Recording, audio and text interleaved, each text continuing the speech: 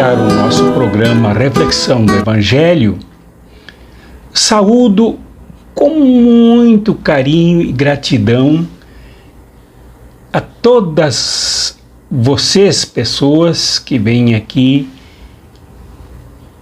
comentar, incentivar, inspirar e apoiar as nossas reflexões do Evangelho, que são nossas, são de todos, de todas nós. Muito obrigado. O apoio de vocês é inestimável. E por isso me sinto à vontade para insistir que continue a dar likes aqui no nosso programa, a ativar o sininho para receber as novidades, principalmente no canal Cartas Proféticas, mas também no canal Espiritualidade Revolucionária e em todas as outras redes. Pedir que vocês se inscrevam sobre este vídeo aqui no canal. Nós precisamos aumentar para chegar o mais rapidamente possível nos 30.000 membros do canal, para conseguirmos construir a nossa comunidade, porque aí então as contribuições serão mais fáceis e mais tranquilas. E pedir que vocês continuem a comentar. Comentem as reflexões, acrescentem, melhorem, ajudem a enriquecer esse nosso processo de reflexão, de aprofundamento e de formação da nossa fé. E compartilhem este vídeo e outros vídeos, de preferência com o link aqui do canal, para que as pessoas tomem conhecimento do canal e ajudem a multiplicar a participação e o envolvimento das pessoas. A reflexão do Evangelho para esse domingo, dia 23 de outubro de 2022, a entrada de uma semana absolutamente decisiva em nosso país, é a de São Lucas, no capítulo 18, do versículo 9 ao versículo 14. Então, como sempre, eu peço que deem pause aqui para ler este Evangelho antes, para acompanharem a reflexão com conhecimento do que se fala aqui, e não com base somente no que eu disser. Este Evangelho é impressionante. Como vocês leram aí, Jesus o contou, segundo a narrativa de São Lucas, por causa de alguns que o instigavam, que o provocavam, que se aproximavam dele, considerando a si mesmos mais importantes do que as outras pessoas. É bem como diz o Evangelho aqui no seu início. Jesus contou esta parábola para alguns que confiavam na sua própria justiça e desprezavam os outros. Esta é a razão desta parábola, do nascimento desta parábola. Os que se consideravam assim mais importantes do que os outros. E na parábola, então, a história de um fariseu e de um publicano, ou melhor, das orações dos dois. Ambos subiram ao templo para rezar, para orar. E aqui Jesus, então, devassa a intimidade mais profunda de dois tipos de almas humanas. E nós devemos procurar onde nos encaixamos aqui numa dessas duas, um desses dois tipos. E sugiro que nós façamos isso com o máximo de reflexão, de humildade espiritual possível, dispostas a nos corrigirmos, a nos convertermos ainda mais. No primeiro modelo de alma humana, se manifesta na oração, no conteúdo da oração dele, mostrando que a intimidade do ser humano, aquilo que ele pensa mais profundamente no seu silêncio, ou no seu mais profundo silêncio meditativo, é o que o ser humano vive na sociedade. É o conteúdo modelar de suas relações. É o modo como ele se vê no meio das relações com as outras pessoas e como vê as outras pessoas na relação com ele. É impressionante. No primeiro caso, o do fariseu, choca a oração dele, mas não choca pelo o fato de que esta oração dele não é só uma oração, é uma visão de vida do cotidiano que os fariseus existencializavam. Dizia o fariseu: ó Deus, eu te agradeço, porque não sou como os outros homens, ladrões, desonestos, adúlteros, nem mesmo como este cobrador de impostos.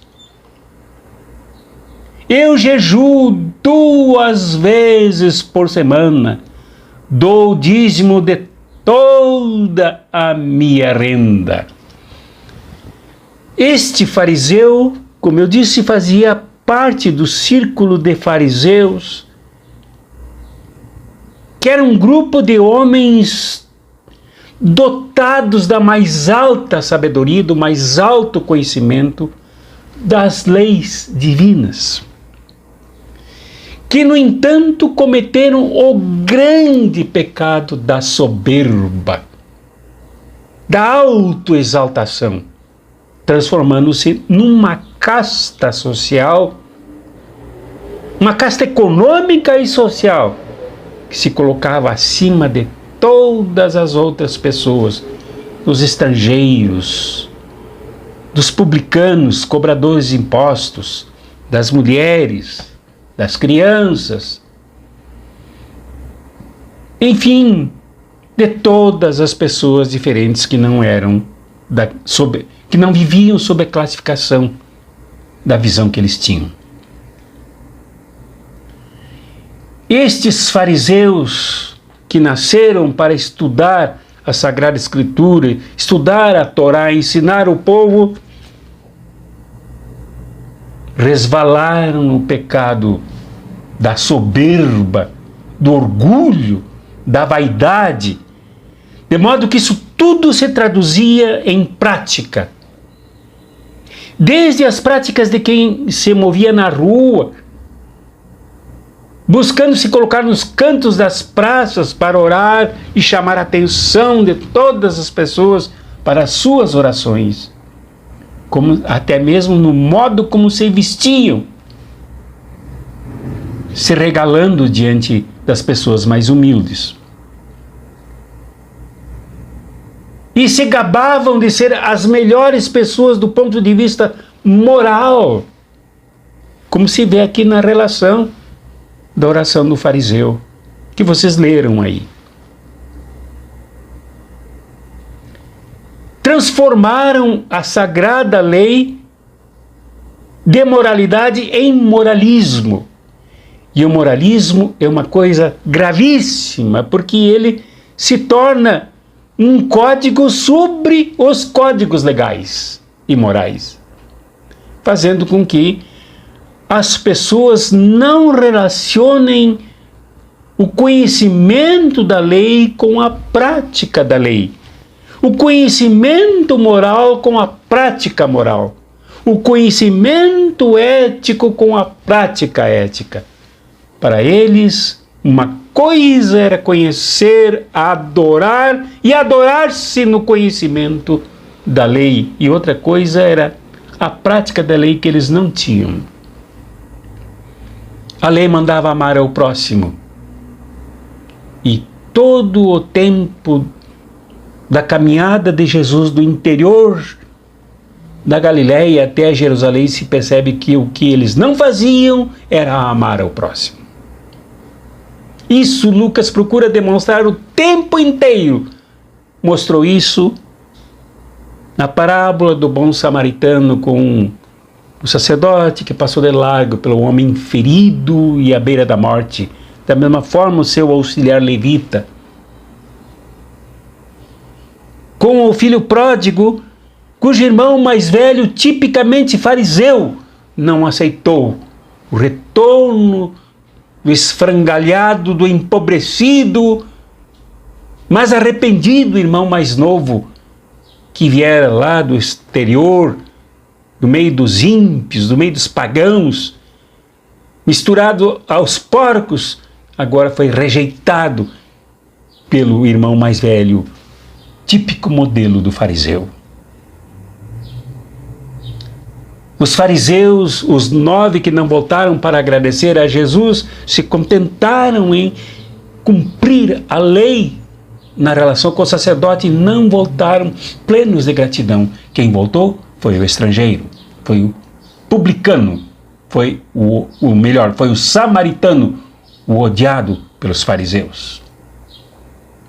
Lucas mostra isto o tempo inteiro, quanto esta casta pregava uma coisa e a negava na prática. Propalava princípios que eram negados nas relações concretas e reais. Isto é um moralismo. Isto é uma crise, é um abismo gigantesco entre a afirmação da fé e a sua negação concreta.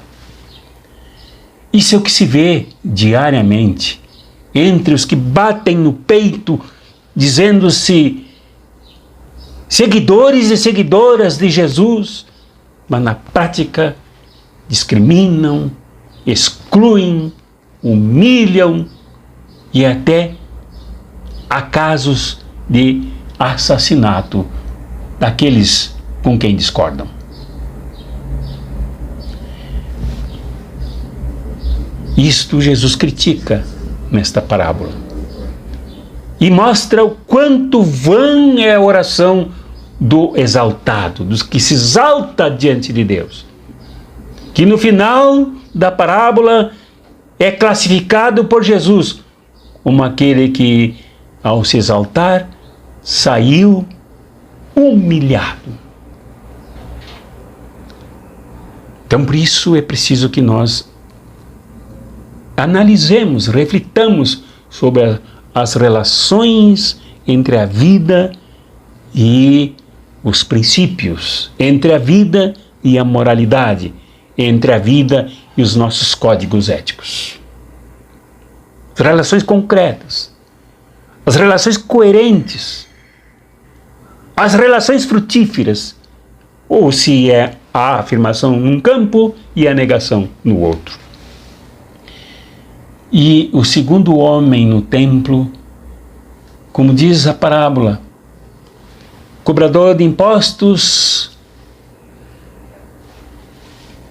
porém ficou à distância e nem se atrevia a levantar os olhos para o céu, mas batia no peito dizendo: meu Deus, tem piedade de mim, que sou pecador.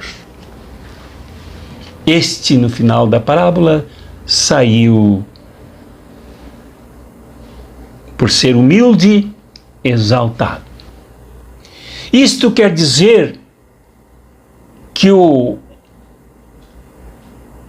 cobrador de impostos, o humilde publicano, não se exaltava porque ele não tinha os critérios das obras da lei tão decantados pelos fariseus, mas tinha a sua vida empobrecida, a vida de excluído, de alguém que tinha que apelar e por isso era excluído, por isso era humilhado, por isso era acusado diariamente cada vez que passava por algum fariseu de traidor do seu povo, porque ele trabalhava num sistema de cobrança de impostos para o invasor, para o império do César, o Império Romano. Porque não havia outra saída para muita gente humilde que tinha que apelar para a prática da cobrança de impostos para sobreviver no meio de uma crise de exclusão dos pobres. Eram os publicanos, eram os cobradores de impostos com as mulheres, com os mais considerados pecadores, os doentes, as crianças, os pescadores, que mais se aproximavam de Jesus. Como diz aqui no início do capítulo 15 de São Lucas, publicanos e pecadores se aproximavam de Jesus e a eles ele contou as parábolas. O cobrador de impostos, então, não tinha toda esta agenda orgulhosa que tornava o outro um moralista, um pregador de bons méritos e boas virtudes, mas um miserável na prática moral. Enquanto este não tinha toda esta pregação, mas tinha uma análise, tinha uma autoanálise, tinha um critério de avaliação que permitia que ele percebesse que se encontrava numa situação absolutamente complicada diante de Deus e diante da humanidade. Por isso ele se confessou. Por isso ele escancarou a sua alma totalmente aberta, totalmente disponível para que Deus nela agisse. E é bom que se diga que quando Jesus fala que ele saiu exaltado, que a sua oração foi ouvida, não é para dizer que basta se fazer uma oração e deu, mas para falar no compromisso que muitos publicanos fizeram, que muitos cobradores de impostos fizeram e pararam de integrar o movimento de exploração imposto pelo Império de César. No domingo que vem nós leremos o Evangelho de Zaqueu, que é um dos maiores exemplos de alguém que não era só cobrador de impostos, era um empresário de uma empresa de cobradores de impostos e que enriquecia muito mais do que os outros que cobravam impostos. O que aconteceu com ele? Então, ouvir falar com o Pai, falar com Deus de Jesus, que ele chamava de paizinho, é integrar-se ao reino e é transformar-se completamente. Isto é adequar a fé com a vida, a fé com o discurso, a oração com a prática. É converter-se ao processo do reino de Deus, do reino que Jesus trazia, das mudanças que Jesus promovia, das transformações que precisavam acontecer na vida real, nas relações das pessoas. Por isso ele saiu, não exaltado no mau sentido, mas no sentido do canto de Maria, que Deus derrubaria dos seus tronos os poderosos, derrubaria com seu braço forte os poderosos e exaltaria os humildes. Já agora ocorre com o que Jesus conta na parábola sobre o cobrador de impostos. Esse é o grande desafio para hoje. Nós vivemos, me permitam que diga isso com todo respeito, mas preciso afirmar.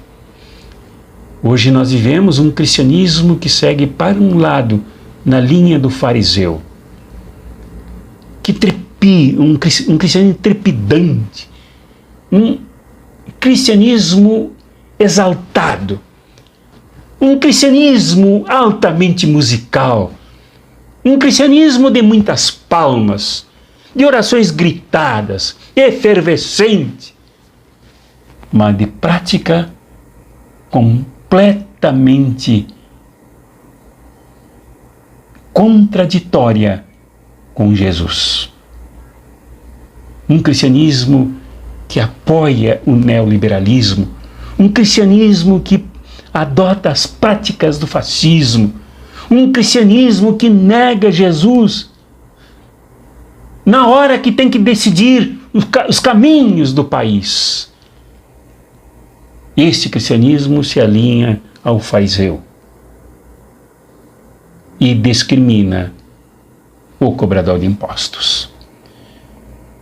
Oxalá, meu irmão, minha irmã, nós sigamos pelo mesmo caminho humilde do cobrador de impostos, do publicano, e nos transformemos como publicano, nos justifiquemos como publicano, nos inundemos da justiça como publicano, da equidade do reino de Deus, como ocorreu com o publicano, com os publicanos que se converteram ao reino alcançado por Jesus, como Zaqueu, como Mateus e como alguns outros cujos nomes não são relacionados, anônimos, mas importantes. Esse é o nosso grande desafio de fé hoje. Coalizarmos a nossa oração com a nossa prática de transformação e, sobretudo, uma prática de justiça. Li num teólogo nesta noite que a justiça é mais importante para o reino de Jesus do que o amor. Não adianta, justifica o teólogo, eu amar o meu próximo e não ser justo com ele. O mais importante é sermos justos. O amor se inclui na moldura da justiça para fazer com que ele se realize de modo justo nas nossas relações. Esse é o nosso apelo. Que Deus te abençoe e me abençoe, meu irmão e minha irmã, e nos calibre na mesma linha do cobrador de impostos, na linha da justiça, na linha do reino de Jesus, na linha da coerência entre a oração de quem crê no Deus da justiça e na prática de quem pratica a justiça de Deus na luta por justiça para todas as pessoas, no sentido de que todas tenham uma vida digna que Jesus veio trazer para toda a humanidade, independente de suas crenças e de suas convicções. Essa seja a nossa oração. E que Deus, Pai, Filho e Espírito Santo desça sobre ti e sobre mim, sobre todos nós, a sua bênção reveladora e fortalecedora da justiça, agora e para sempre. Amém.